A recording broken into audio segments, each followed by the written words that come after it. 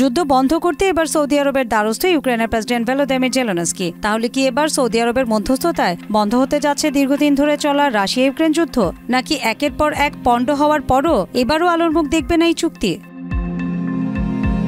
Russia Ukraine যুদ্ধ বন্ধে শান্তি আলোচনা করতে সৌদি আরবে পৌঁছেছেন ইউক্রেনের প্রেসিডেন্ট ভলোদিমির জেলেনস্কি এবং যুক্তরাষ্ট্রের পররাষ্ট্রমন্ত্রী মার্কো রুবিও। 10 মার্চ তারা জেদ্দায় পৌঁছান। সৌদি রাষ্ট্রীয় টেলিভিশন জানিয়েছে এই শান্তি বৈঠক 11 মার্চ জেদ্দায় অনুষ্ঠিত হবে।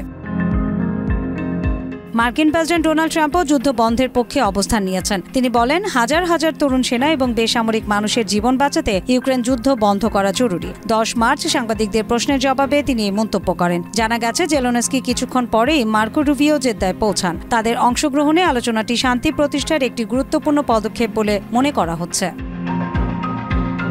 অন্যদিকে রাশিয়ার কুরস্ক অঞ্চলে ইউক্রেনীয় সেনাদের হটিয়ে দিতে অপারেশন গ্যাস পাইপলাইন পরিচালনা করেছে রুশ বাহিনী। মাত্র 1.5 মিটার চওড়া একটি গ্যাস পাইপলাইনের ভেতর দিয়ে শত্রুপক্ষের রেখার পেছনে পৌঁছায় রুশ সেনারা। ইউক্রেনীয় বাহিনীর দাবি, তারা রুশ সেনাদের শনাক্ত করে রকেট, ড্রোন এবং আর্টিলারি দিয়ে পাল্টা হামলা চালিয়েছে।